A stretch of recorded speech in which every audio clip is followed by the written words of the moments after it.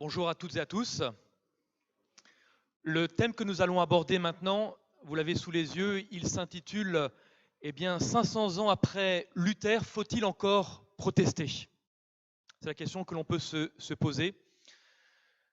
Et c'est vrai que lorsque l'on remonte le temps et que l'on se trouve en cette année de 1517, où Luther va clouer sur cette église, sur les portes de cette église de Wittenberg en Allemagne, ces fameuses 95 thèses, on est en droit de se demander 500 ans après, est-ce que nous aussi, il faudrait clouer de nouvelles thèses sur cette porte? 500 ans après, où en sommes-nous réellement? Et c'est vrai que ce verset que Luther va découvrir, redécouvrir, qui est tiré du livre d'Habakkuk et que Paul a repris, le juste vivra par la foi, eh bien c'est un texte qui va profondément interpeller Luther dans sa compréhension de l'évangile.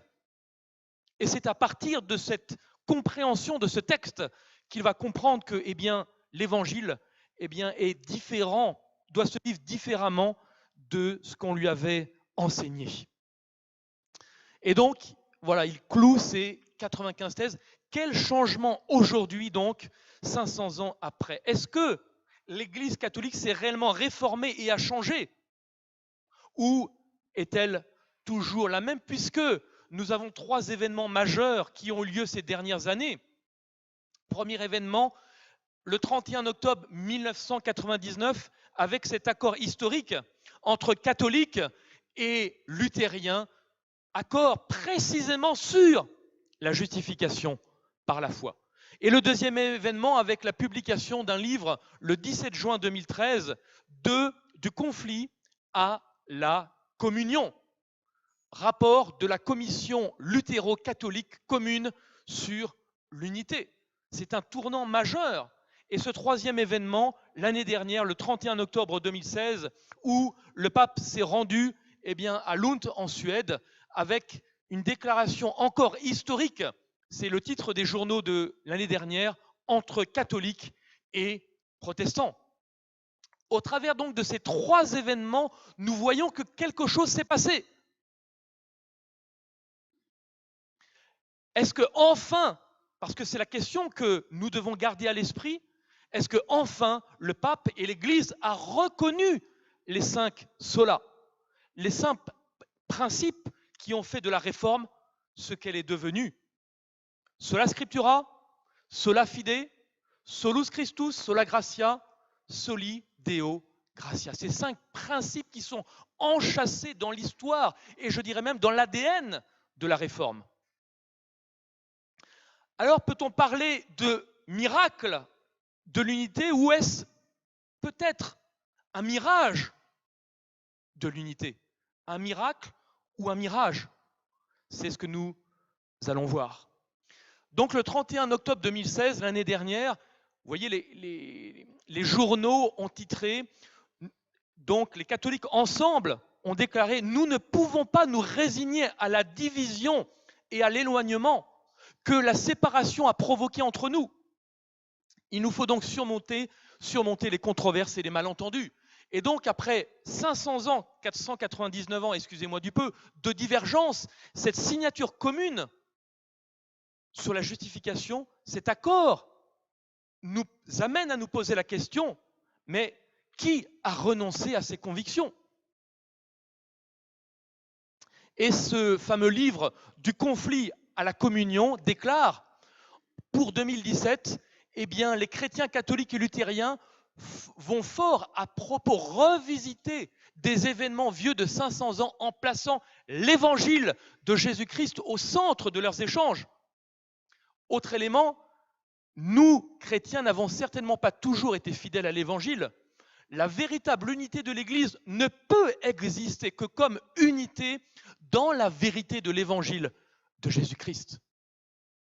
Et il déclare que nous devons reconnaître que nous avons été coupables devant Christ de briser l'unité. Nous, catholiques et protestants, mais qui a été coupable de briser cette unité? Ou pourquoi cette unité a-t-elle été brisée? Là encore, aussi bien les luthériens que les catholiques sont responsables et cette culpabilité doit être confessée ouvertement. Mais culpabilité des deux côtés, pourquoi? Pourquoi les protestants qui n'ont finalement que ramené le curseur sur l'évangile doivent-ils demander pardon d'avoir osé énoncer ces 5 principes, ces 5 solas? C'est la question que l'on peut encore se poser. 25 janvier 2016, par rapport, ce texte fait référence à l'accord de 1999, la déclaration de 99 a mis un terme à des contentieux de plusieurs siècles entre catholiques et luthériens concernant les vérités fondamentales de la doctrine de la justification. Donc, je garde en arrière-plan ce que ce texte présente, placer l'évangile de Jésus-Christ au centre de notre réflexion, c'est ce que nous allons faire, être fidèle à l'évangile et toujours garder que la véritable unité ne peut se mettre en place que si elle est basée sur la vérité de l'évangile. C'est ce que nous allons voir tout de suite. Ces 5 solas, nous allons les reprendre, sola scriptura, avec la Bible comme seule autorité, et les protestants confirment que l'ensemble du monde protestant, que seules les Écritures font autorité, que la Bible est complète, qu'il n'y a pas besoin de rajouter quoi que ce soit. Et de l'autre côté, l'Église catholique déclare que non, la Bible c'est une chose, mais il y a également la tradition, il y a également le magistère. La Sainte Tradition préserve les enseignements transmis par Jésus aux apôtres et ensuite des apôtres au reste de l'Église sous l'autorité des successeurs des apôtres, les papes et les évêques. Ça, c'est une déclaration récente. Donc, voici ce que déclare l'Église catholique. Or, la Bible déclare que si vous demeurez dans quoi? Pas dans ma parole, dans la tradition et dans le magistère. Non, si vous demeurez seulement dans ma parole, vous êtes vraiment mes disciples. Et dans Matthieu, Jésus déclare, enseignez-leur à observer tout ce que je vous ai prescrit. Dans Luc, là encore, Jésus déclare, mais pourquoi est-ce que vous m'appelez Seigneur, Seigneur et ne faites-vous pas ce que je vous dis? Dans Romains chapitre 2, verset 13, et là ce texte est intéressant parce qu'il nous parle de justification, ce ne sont pas en effet ceux qui écoutent la loi qui sont justes devant Dieu, mais ce sont ceux qui la mettent en pratique qui sont justifiés. Donc on peut parler, mais Dieu nous demande également d'être cohérents et Dieu nous demande des actes. Or, ce qui est très intéressant, c'est que la Bible nous montre qu'il n'y a que la Bible et la Bible seule. Mais lorsqu'on prend la tradition, et cette tradition s'est formée à partir des apôtres, elle s'est continuée à partir de ce qu'on appelle les pères de l'Église. Les pères de l'Église, ce sont les pères qui, du 1er au 6e siècle, ont enseigné. Ça, c'est la position de l'Église catholique. Or, ces mêmes pères de l'Église rejettent la tradition. Et ces mêmes pères de l'Église, je prends comme témoin Irénée, les Écritures sont parfaites car elles sont les paroles de Dieu. Et ce sont elles, les Écritures, qui sont cette tradition apostolique. Je prends pour témoin Tertullien. J'adore la plénitude des Écritures et je n'admets rien sans leur témoignage. Je prends pour témoin Théophylacte, Clément d'Alexandrie, Cyprien, Théophile d'Alexandrie. Et vous voyez, la liste est encore longue. Athanase, Basile, Cyril d'Alexandrie encore, Jérôme, Augustin, tous confirment que la Bible est la Bible seule. La tradition, n'a rien à voir. Sola fide, le salut n'est pas donné par les sacrements. Or, vous avez ici cet article qui est tiré d'une page web d'un site catholique, tout ce qu'il y a de plus officiel, qui nous déclare que l'un des sacrements, le baptême des enfants, ce même baptême du 1er siècle des apôtres, de l'époque de Jésus, jusqu'au 13e siècle, ne se pratiquait que par immersion. Est-ce que vous imaginez? Du 1er au 13e siècle. Ce n'est qu'à partir du 14e siècle que le baptême des enfants est apparu. Et en France, on est bien placé puisque j'ai quasiment fait toutes les églises où il y a encore un baptistère par immersion. Poitiers, Nice, Saint-Maximin, Aix-en-Provence, etc., etc. Tous ces vestiges sont une preuve que pendant plus de 1000 ans, nous pratiquions en France le baptême par immersion et rien d'autre. Donc ce sacrement n'a aucune valeur biblique. Autre élément, récemment, il y a quelques jours, eh bien, en Pologne, les chrétiens polonais, 1 million de chrétiens polonais a prié le rosaire en formant une chaîne tout autour de la frontière avec de la Pologne. Et donc, Marie est la reine de Pologne. Elle a pris soin de nous depuis des générations. Elle a toujours été avec nous dans les moments difficiles de l'histoire, et nous avec elle. En tant que secours pour le monde, Notre-Dame nous montre et donne la prière du rosaire. Et nous allons voir pourquoi ça pose problème.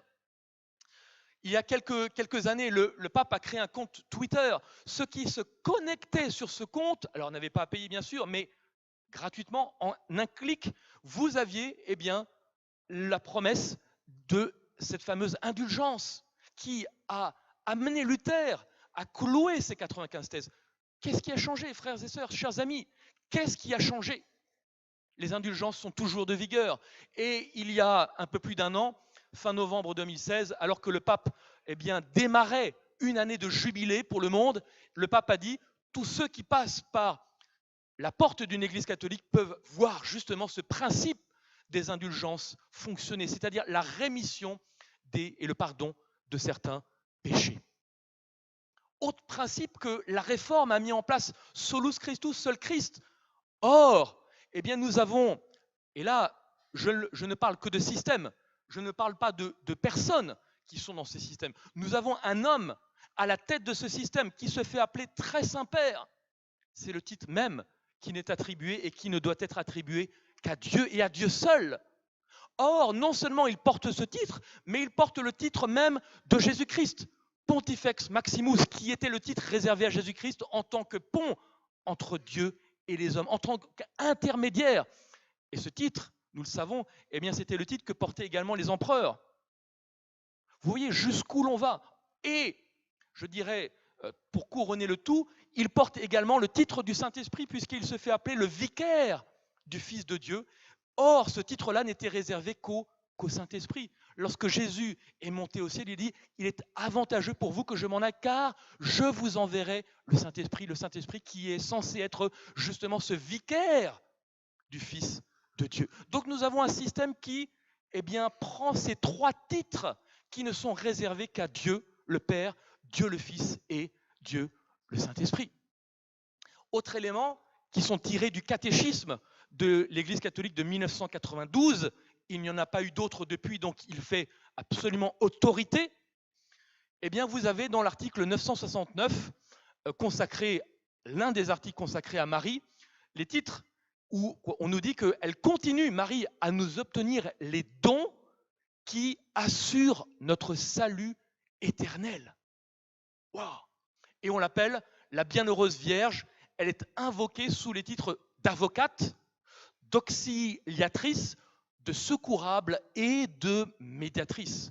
Or, ces titres ne sont réservés qu'à Jésus et qu'à Jésus seul.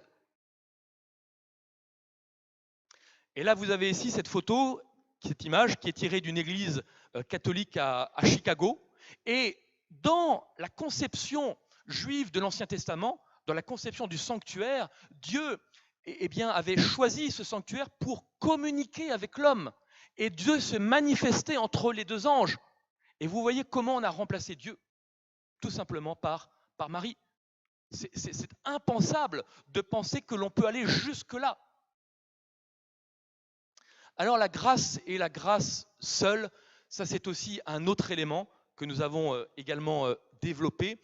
Et le dernier élément, c'est que Dieu est le seul qu'il faille adorer. Or, sur ce site, La Croix, site catholique, donc le 17 septembre 2016, ce site reprend, et vous pouvez chercher, ce ne sont pas les prières qui manquent, reprend une prière aux saints anges gardiens.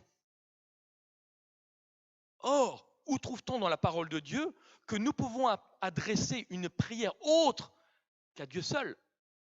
Il n'y a aucune. D'ailleurs, dans l'Apocalypse, lorsque Jean veut s'agenouiller devant l'ange, l'ange lui dit non, surtout ne fais pas cela. Donc ce sont encore des pratiques qui nous interpellent sur le fait que pouvons-nous donc communiquer avec ces entités? Pouvons-nous donc communiquer également avec les morts? Parce que c'est tout simplement la réalité de ce qui est en train de se passer. Alors, lorsque l'ami que Jésus aimait, Lazare, est mort, Jésus, dans Jean chapitre 11, verset 11, déclare clairement, Lazare, notre ami, dort. Et donc, dans Jean 11, 14, pour ôter tout doute dans l'esprit des disciples et de ceux qui étaient là, Jésus confirme que lorsqu'il dit que Lazare dort, il dit non, oui, Lazare dort, Lazare est mort. Et donc, il est important de comprendre comment la Bible comprend la mort. Jean 6, 40, la volonté de mon Père, c'est que quiconque voit le Fils et croit en lui ait la vie éternelle, et je le ressusciterai au dernier jour. Donc, lorsque l'on meurt, on ne va pas immédiatement au ciel. C'est ce que nous allons voir. Il est très important de comprendre cela, parce que sinon, on peut être le jeu d'entités de puissance qui peuvent nous manipuler à leur gré. Jean 14, versets 1 à 3. Que votre cœur ne se trouble point. Croyez en Dieu, croyez en moi. Il y a plusieurs demeures dans la maison de mon Père. Si cela n'était pas, je vous l'aurais dit. Je vais vous préparer une place. Et lorsque je m'en serai allé et que je vous aurai préparé une place, je reviendrai et je vous prendrai avec moi, afin que là où je suis, vous y soyez aussi. Ce texte est très très clair. Il n'y a pas d'ambiguïté. 1 Thessaloniciens 4, Paul déclare au verset 13 et 14, « Nous ne voulons pas, frères, que vous soyez donc dans quoi? Dans l'ignorance au sujet de ceux qui dorment, afin que vous ne vous affligez pas comme les autres qui n'ont point d'espérance. Car si nous croyons que Jésus est mort et qu'il est ressuscité, croyons aussi que Dieu ramènera par Jésus et avec lui ceux qui sont morts. » Donc vous voyez, là encore, la mort est comparée à un sommeil. Et il continue au verset 15 et 16. Paul déclare, « Voici en effet ce que nous vous déclarons d'après la parole du Seigneur, nous les vivants, restés pour l'avènement du Seigneur, nous ne devancerons pas ceux qui sont morts, car le Seigneur lui-même a un signal donné à la voix d'un archange, au son de la trompette de Dieu, descendra du ciel, et les morts en Christ ressusciteront premièrement. » Il continue, « Ensuite, nous les vivants qui serons restés, nous serons tous ensemble enlevés avec eux sur des nuées, à la rencontre du Seigneur dans les airs, et ainsi nous serons toujours avec le Seigneur. Consolez-vous donc les uns les autres par ces paroles. » Ainsi donc, l'un des points qui paraissait peut-être le plus simple dans la compréhension dont nous, vivants, ou nous qui allons peut-être mourir entre aujourd'hui et le temps où Jésus va revenir, cette compréhension de l'état des morts et de la manière dont nous allons rejoindre Jésus lorsqu'il reviendra, est devenu un point tellement obscur et qui a amené de nombreuses églises, et pas uniquement l'Église catholique, à complètement mésinterpréter cet aspect-là, en pensant que nous allons pouvoir peut-être être enlevés avant, alors que la Bible est tellement claire. Donc, lorsque l'on considère ces textes, et il y en a de nombreux autres, 3 éléments sont importants et méritent d'être relevés. Donc, ce point, ce que nous venons de voir, correspond exactement à l'enseignement de Jésus, et donc, ça devrait déjà nous suffire. Les chrétiens qui seront encore vivants au moment où Jésus reviendra, seront enlevés avec ceux qui auront été ressuscités des morts au moment du second avènement de Jésus. Et les vivants ne vont pas précéder les morts, et les morts ne vont pas non plus précéder les vivants. Et nombreuses sont aujourd'hui les personnes qui pensent avoir un contact avec des êtres décédés. Ou pensent prier parce que des personnes sont décédées et qu'il faut intercéder pour ces personnes-là pour que Dieu puisse les faire passer, par exemple, du purgatoire au paradis.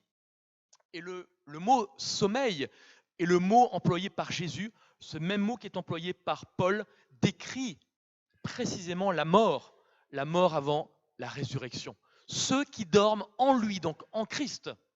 Donc, on pourrait dire que la mort, c'est un état d'inconscience. Donc voilà, la Bible l'exprime très clairement et dans Ecclésiaste chapitre 9, verset 5, nous lisons que les vivants, en effet, savent qu'ils mourront, mais les morts ne savent rien. C'est très très clair. D'où vient donc la croyance que les morts continuent à vivre après leur mort? Nous l'avons abordé dans la présentation juste avant. C'est vrai que Job également nous a exprimé cette notion de la compréhension de ce qu'est réellement la mort.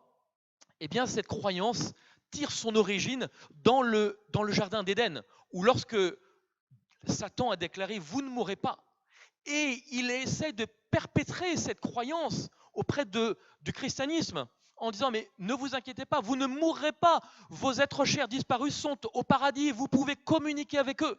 Et vous voyez comment cette doctrine qui a été semée en Éden est en train de connaître un plein développement aujourd'hui avec un regain dans l'expérimentation, l'expérience et le contact qu'il peut y avoir avec ces entités.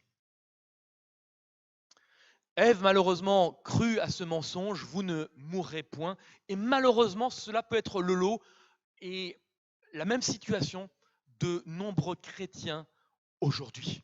Donc, qui allons-nous croire? Est-ce que nous allons croire ce que dit la parole de Dieu? Ou est-ce que nous allons reprendre finalement avec un autre emballage cette croyance que Satan a essayé là où est-ce que nous allons de la même façon que Ève adhérer de nouveau à cette croyance que Satan propose? Alors, la question qu'on est en droit de se poser, c'est que si les morts ne savent rien, alors avec qui pouvons-nous communiquer si certains essayent ou arrivent à communiquer avec des êtres disparus ou des anges ou autres? Avec qui? Dans Apocalypse chapitre 12, versets 7 à 9, nous avons lu justement tout à l'heure qu'il y a une guerre dans le ciel et que Satan et ses anges ont été précipités sur terre. Et dans un autre passage, nous lisons que Satan est descendu sur terre dans une grande colère, sachant que son temps est proche. Donc, nous voyons à travers ce texte d'Apocalypse et d'autres textes du Nouveau Testament que ces anges déchus essayent de nous décevoir ou de nous tromper et que leur objectif, c'est de nous détourner de quelque chose de tellement important, de Jésus-Christ et de la vie éternelle. Et c'est là où la réforme a tout son sens. Revenir à non pas croire à ce qu'une entité, une église a déclaré à l'époque, non, mais c'est revenir à rien d'autre que il est écrit. Sola scriptura. C'est ce principe fondateur que nous devons toujours garder à l'esprit. Dans Lévitique chapitre 19, verset 31, on nous met en garde, ne vous tournez point vers ceux qui évoquent les esprits ni vers les devins, ne les recherchez point de peur de vous souiller avec eux, je suis l'Éternel, votre Dieu. Et encore, dans Deutéronome 18, 11, on nous met en garde avec ceux qui interrogent les morts. Donc c'est une pratique totalement, défendue et dans laquelle Dieu nous met en garde. Parce que Dieu dit que cela est une abomination. Donc peut-on communiquer avec les morts? Bibliquement parlant, non. Malheureusement, dans la réalité, il en est autrement. Et d'ailleurs, dans Jérémie, nous pouvons lire « Ne vois-tu pas ce qu'ils font dans les villes de Juda ?» Donc c'est quelque chose qui n'est pas nouveau, mais que l'on a déjà rencontré du temps d'Israël. Ne vois-tu pas ce qu'ils font? Les enfants ramassent du bois, les pères allument le feu des cierges, et les femmes pétrissent la pâte pour préparer des gâteaux. À qui? À la reine du ciel. Qui est la reine du ciel? Marie. Pour faire des libations, des offrandes à d'autres dieux, afin de m'irriter. Est-ce moi qu'ils irritent, dit l'Éternel? N'est-ce pas eux-mêmes à leur propre confusion? Et il continue au verset 20. C'est pourquoi ainsi parle l'Éternel, voici ma colère et ma fureur se répandent sur ce lieu, etc., etc. Et Dieu donc, voilà, relisez si vous voulez Jérémie 17, 7, 17 à 23. Voici l'ordre que je leur ai donné, écoutez ma voix, et je serai votre Dieu, et vous serez mon peuple. Marchez dans toutes les voies que je vous prescris, afin que vous soyez heureux. Et vous avez même cet ouvrage qui a été écrit par une catholique, et cette catholique a voulu défendre la position catholique en disant que non, les protestants n'avaient rien compris au rôle si important de Marie. Et elle a fait une grande enquête, et elle a publié ce gros livre et qui a pour titre « La face cachée de la Mère de Dieu ».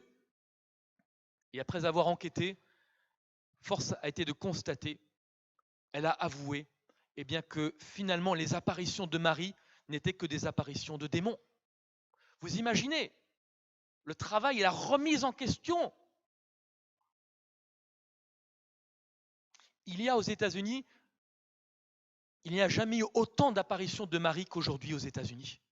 Plus de 700 apparitions. Est-ce que vous imaginez? Prenons garde, chers amis, prenons garde à ne rien avoir avec cela. Rome a-t-elle changé? Qu'est-ce qui a changé? Le baptême par aspersion? Non. La canonisation, l'utilisation des cierges, le célibat des prêtres, etc. Si une chose a changé, en bas en rouge, c'est qu'avant le culte était uniquement en latin et maintenant il est en français. C'est la seule chose qui a changé. Qu'est-ce qui a changé d'autre? Rien. L'eau bénite, l'encens, l'Eucharistie, la messe, les pèlerinages, la pénitence, la primauté de Pierre. Qu'est-ce qui a changé? Rien. Les processions, le purgatoire, les 7 sacrements, le salut par les œuvres, le salut selon le dogme catholique, les prières, etc., l'Assomption de Marie. Comment a-t-on pu signer de tels accords? Comment? Parce que dans Amos, chapitre 3, verset 3, on nous dit clairement que 2 hommes peuvent-ils marcher ensemble s'ils ne sont pas d'accord? Donc comment ces 2 hommes ont pu signer un tel accord? Et là, il faut relire la déclaration commune sur la justification, DCJ, et reprendre le point 13. Ce rapprochement permet de formuler dans cette déclaration commune un consensus des vérités fondamentales de la doctrine de la justification à la lumière duquel les condamnations doctrinales correspondent du XVIe siècle ne concernent plus aujourd'hui le partenaire. Point numéro 18. Ensemble, luthériens et catholiques ont pour but de confesser partout le Christ, de placer en lui seul leur confiance, car il est quoi? Le seul médiateur. Attendez, on vient de voir que non, ce n'est pas le seul. Comment peut-on oser non seulement signer, mais accepter de signer cela? Par lequel Dieu se donne lui-même dans l'Esprit Saint et offre ses dons renouvelants. Nous confessons, point 25, ensemble, ça c'est le consensus, que le pécheur est justifié au moyen de la foi en l'œuvre salvatrice de Dieu en Christ. Et on pourrait dire, mais c'est fabuleux. Mais regardez, le point 26, ça c'est l'insistance du côté luthérien. Selon la compréhension luthérienne, Dieu justifie le pécheur par la foi seule. Et regardez le point 27, insistance du point catholique, auditrice de la parole et croyante, la personne humaine est justifiée par son baptême. Attendez, mais où est-ce que vous avez vu dans la parole de Dieu que le petit enfant qui se fait justifier par ce baptême-là est justifié? Cela s'appelle, chers amis, une abomination. Les catholiques maintiennent, point 38, le caractère méritoire des bonnes œuvres. Rien n'a changé. Et non seulement rien n'a changé, mais on ose l'écrire noir sur blanc. Et regardez la cerise sur le gâteau. L'Église catholique et la Fédération luthérienne, dans ce même document, ont publié leur déclaration commune sur un total de 110 pages le texte lui-même ne représente que 24 pages. Donc, on a ajouté d'autres documents complémentaires, notamment des annexes. Et regardez dans les annexes, l'extrait page 38, on n'a pas cherché à réaliser une synthèse qui fusionnerait en quelque sorte les deux approches catholiques et luthériennes de la doctrine, de la justification, ni non plus à faire coïncider les formulations des uns et des autres point par point. Ce qui s'y exprime est ce que l'on peut appeler quoi? Un consensus différencié. Mais où est-ce que vous avez vu que l'on peut créer un consensus différencié? Attendez, un consensus, c'est lorsque deux parties sont, c'est le principe du mariage, sont d'accord à 100% de s'unir. Mais là, pour la circonstance, on a créé un consensus différencié. Incroyable! Mettant les deux approches dans une relation de diversité, non plus séparatrice, mais réconciliée. Et cela me rappelle, encore dans le Jardin d'Éden, juste après tout du moins, deux types d'adoration. Abel et Caïn. Et regardez la deuxième adoration qui a de quoi nous interpeller. Les adorateurs qui se rangent du côté de Caïn constituent malheureusement la majorité des hommes. Presque toutes les fausses religions ont pour base le principe selon lequel on peut faire son salut par ses propres moyens. Quelques-uns aujourd'hui prétendent que l'humanité n'a nul besoin de rédemption, mais seulement d'une amélioration, qu'elle est susceptible de s'épurer, de s'élever, de se régénérer elle-même. Et on en voit le résultat dans l'histoire de Caïn. Non, elle n'est pas capable de se régénérer elle-même. Sa tendance naturelle n'est pas de monter vers le bien, mais de descendre vers le mal. Jésus est notre unique espérance. Et le texte de Actes, chapitre 4, verset 12 nous déclare « Il n'y a sous le ciel aucun autre nom qui ait été donné aux hommes par lequel nous devions être sauvés, car il n'y a de salut en aucun autre. » Et cette adoration, Caïn et Abel représentent deux catégories d'individus que l'on rencontrera jusqu'à la fin. Les uns qui acceptent le sacrifice offert pour délivrer l'homme de son péché. Mais les autres qui courent le risque de se confier en leur propre mérite, c'est-à-dire d'offrir à Dieu un sacrifice privé de la vertu expiatoire et partant de là donc incapable de réconcilier l'homme avec Dieu. Ces derniers veulent ignorer que seuls les mérites de Jésus-Christ peuvent nous procurer le pardon de nos péchés. Aussi longtemps qu'ils n'acceptent pas le sang purificateur, ils restent sous la condamnation. Comment aujourd'hui sacrifions-nous? Est-ce que nous sacrifions avec le même état d'esprit que Abel ou est-ce que nous le faisons avec l'état d'esprit de Caïn? Et aujourd'hui, nous assistons à l'émergence d'un christianisme totalement light, un christianisme qui a tellement de saveur, qui est savoureux, mais qui n'a aucune puissance pour briser les cœurs et changer les cœurs. C'est ce christianisme que nous devons revoir émerger. Tous les chemins, aujourd'hui, malheureusement, mènent à Rome. L'ensemble des religions semblent converger vers Rome. En 1999, nous avons donc eu ces accords historiques entre catholiques et luthériens. En 2006, catholiques et méthodistes, accord sur la grâce. 2007, catholiques et orthodoxes sur la primauté. 2009, avec les anglicans. 2013, avec les presbytériens. 2014, avec les évangéliques. Et 2017, au mois de juillet, le 5 juillet, accord entre catholiques et la communion mondiale des églises réformées sur la justification par la foi. Est-ce que la question que nous avons maintenant à nous poser, c'est celle-ci. Puis-je un jour rentrer dans l'église de Rome sans avoir à renier la parole de Dieu? C'est impossible. Impossible, totalement. Tous les chemins mènent vers Rome, sauf un seul, c'est celui de l'Évangile. L'Évangile mène partout, sauf à Rome. Alors c'est vrai que, vous voyez cette image donc, du pape François qui a pris l'apparence de Martin Luther. Dans Matthieu chapitre 7, versets 15 et 16, on nous dit « Gardez-vous des faux prophètes. Ils viennent à vous en vêtements de brebis, mais au-dedans, eh bien, ce sont des loups ravisseurs. Vous les reconnaîtrez à leurs fruits. » Il ne suffit pas de laver les pieds des gens. Il ne suffit pas de laver les pieds des migrants, d'aller dans les prisons visiter la veuve et l'orphelin. Ce qu'il nous faut, c'est de pratiquer des bonnes œuvres, oui, mais ce qu'il nous faut, c'est être fidèle à la parole de Dieu, comme nous l'avons vu ce matin, comme la boussole est au pôle, et ne rien changer de cette parole de Dieu. Vous avez dans une interview le pape François qui a déclaré à Paris Match,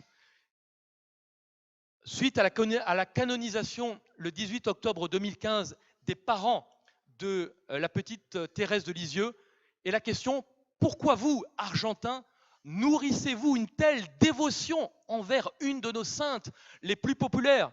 Voyez la réponse du pape François. C'est l'une des saintes qui nous parle le plus de la grâce de Dieu. Souvent, je lui demande à elle, qui s'est laissée simplement soutenir et transporter par la main du Seigneur, de prendre dans mes mains un problème auquel je suis confronté, une question dont je mesure mal l'issue, un voyage que je dois affronter. Alors, je l'implore d'accepter d'en prendre soin, de s'en charger et de m'envoyer comme signe une rose. D'ailleurs, bien souvent, il m'est arrivé d'en recevoir une. Qu'est-ce qu'il est en train de dire? Il est en train de dire qu'il est en train de prier avec quelqu'un qui est mort, qui a totalement disparu, qui dort, et de dire qu'une entité est en train de lui répondre. Et nous avons vu clairement que ces entités s'appellent clairement des démons. Comment voulez-vous vous associer avec des gens qui, à leur tête, au plus haut niveau, sont en train d'avoir ce type de conversation? Le salut est individuel. C'est une question individuelle. Et regardez, ce n'est pas le seul, puisqu'en 1923, un père jésuite a relaté la même expérience où Pie X apparaissait au Vatican devant Pie XI.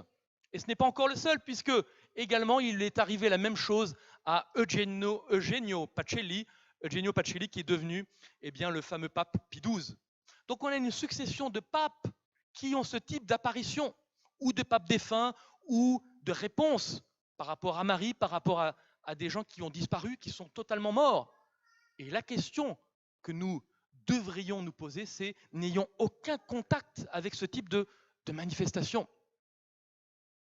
Et pour terminer, le texte fondateur de l'Église catholique est basé sur une interprétation de Matthieu 16, 18. Cette interprétation, ce texte qui tout du moins déclare « Tu es Pierre, et sur cette pierre, je bâtirai mon Église ». En latin, tu es Petrus, et superanque Petram edificabo, etc. Ce texte a amené, est le texte fondateur de la création de l'Église catholique. Maintenant, écoutez bien ce que je vais vous dire. Léon XIII, le 29 juin 1896, dans une bulle qui s'appelle la bulle Satis Cognitum, a déclaré « Tel était déjà auparavant le sentiment unanime de l'Antiquité, qui, sans la moindre hésitation, a toujours regardé et vénéré les évêques de Rome comme les successeurs légitimes du bienheureux Pierre. Qui pourrait ignorer combien nombreux, combien clairs sont sur ce point les témoignages des saints-pères ?» Il est en train de nous dire clairement que les saints-pères, les pères de l'Église du 1er au 6e siècle, le dernier père de l'Église c'est Grégoire le Grand, que le témoignage de ces pères confirme l'authenticité et l'historicité de l'Église catholique. J'ai passé 4 années à tout éplucher, des dizaines et des dizaines d'heures en bibliothèque pour retrouver les originaux et voir exactement ce qu'il en était. Dans un petit ouvrage qui est à gauche, et ce qui est très intéressant, c'est qu'en reprenant l'ensemble des interprétations de tous ces pères de l'Église, il y en a sur les 85 pères de l'Église qui ont commenté ce texte de Matthieu 16, 18, 44 pensent que la pierre représente la foi de Pierre. C'est simple, 44. 18 pensent que la pierre figure le Christ en personne. 8 que le roc est bâti sur tous les apôtres, Pierre en étant le représentant par sa confession, tous les apôtres. Et 17 seulement qui pensent que le roc représente la personne de Pierre. Donc vous voyez que il n'y a pas non seulement il n'y a pas unanimité, mais c'est l'inverse. Il y a unanimité pour reconnaître qu'il n'y a en Pierre aucun premier pape et après lui une succession de papes qui devaient se mettre en place. Nulle part dans l'Évangile vous ne trouvez ça, nulle part dans l'histoire vous ne trouvez ça, nulle part dans les pères de l'Église vous ne trouvez ça. Et pire encore, quelle a été la stupeur lorsque certains pères de l'Église sont cités, comme Cyril de Jérusalem, et quand vous allez dans l'original, il est dit exactement l'inverse de ce que le Vatican cite. On est allé jusqu'à falsifier la déclaration de certains pères de l'Église. Tous les documents originaux, je les ai en main propre, et cela est troublant de voir que finalement, cette institution, et là je parle d'institution, j'insiste, je ne parle pas des gens qui sont à l'intérieur de cette institution. J'ai des amis catholiques qui ne croient même pas ou qui ne prient même pas Marie, ça ne les intéresse pas. C'est Jésus et Jésus-Christ. Donc il y a des gens extraordinaires dans cette institution. Mais malheureusement, cette institution repose sur la fausseté en sa base même, et le mensonge et la falsification de documents. Vous voyez ici, c'est les 37 volumes, je les ai tous sous format électronique, les 37 volumes des pères de l'Église. Vous avez toute ce qu'on appelle la patristique. Justin Martyr estimait pour sa part que le rocher sur lequel le Seigneur a fondé son Église n'était pas la personne de Pierre, mais bien la confession que l'apôtre avait faite. Jérôme a fait également une déclaration. Voilà. Et j'aime beaucoup cette citation, une vie inspirée de l'esprit des apôtres, le fait de croire et d'enseigner les vérités qu'ils ont prêchées. Voilà les véritables preuves de la succession apostolique. Voilà ce qui donne le droit de se considérer comme les successeurs des premiers propagateurs de l'Évangile. Ça, c'est ce qu'ont fait pendant des siècles, les Vaudois. Nous arrivons à la fin. Nul ne peut servir de maître. Ça, c'est quelque chose que nous devons toujours avoir à l'esprit. On ne peut servir de maître. C'est Dieu et Dieu seul. La Bible nous dit que Dieu est un Dieu jaloux. Sans moi, vous ne pouvez rien faire. Et Luther a déclaré, j'aime beaucoup cette phrase, la paix si possible. Oui, mais la vérité avant tout. La vérité à tout prix.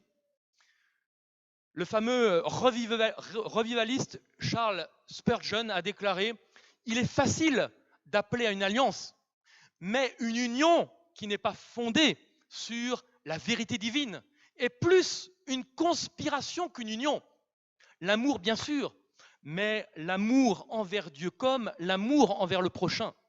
Et l'amour de la vérité, tout comme l'amour de l'unité. » Ah, la suite. Il est extrêmement difficile dans ces temps de conserver et la fidélité à Dieu et la fidélité à la fraternité. Et il continue, si l'on ne peut conserver les deux, la fidélité à Dieu ne devrait-elle pas être privilégiée? Et malheureusement, nous avons vu qu'à travers ces trois moments historiques, 1999, 2013 et 2016, malheureusement, la vérité n'a pas été mise en avant. Et nous oublions que 50 à 60 millions de personnes sont mortes, ont été tuées dans des conditions atroces pour préserver la vérité, pour préserver un héritage que nous avons aujourd'hui à notre disposition. Rappelons-nous que cette Bible que nous avons entre les mains, nous l'avons grâce à des personnes qui se sont tenues au péril de leur vie. Je passe sur Jean Hus. Rubens Sayance, qui était vraiment un auteur baptiste dans l'esprit de la Réforme, déclarait « La Réforme fut incomplète. Elle rendit au monde la Bible, mais ne lui rendit pas l'Église primitive. Aussi, elle fit des hommes nouveaux, mais ne sut pas faire de société nouvelle. Elle a avorté sur ce point, de là tant de signes de caducité en son sein. Le protestantisme historique est donc du catholicisme. Le protestantisme fut vicié dès son origine par le levain du papisme qu'il conserve. La religion de l'avenir ne sera ni le catholicisme, ni le protestantisme, puisque séparés sur tant de points, ces deux systèmes religieux se ressemblent en ce qu'ils ont tous deux mutilé l'institution divine par excellence, l'Église de Jésus-Christ. Waouh! Revenons donc. Lorsque l'évangile est prêché, hommes frères, que ferons-nous? Eh bien, Pierre leur répondit, repentez-vous. Il est temps de se repentir. Il est temps de revenir au principe de l'évangile. Et je termine par ces deux phrases. Que servirait-il à un homme de gagner tout le monde s'il perdait son âme? Ou que donnerait un homme en échange de son âme? Et donc, cette phrase de Luther, j'aimerais la reprendre en cet instant pour terminer. Et Luther déclarait, à moins que l'on nous convainque, vous et moi, de notre erreur, par des attestations de l'Écriture ou par des raisons évidentes, nous sommes liés par les textes de l'Écriture que nous avons cités. Et notre conscience est captive de la parole de Dieu. Nous ne pouvons ni ne voulons nous rétracter en rien, car il n'est ni sûr ni honnête d'agir contre sa propre conscience. Nous voici donc en ce jour, nous ne pouvons faire autrement. Que Dieu nous vienne en aide. Amen.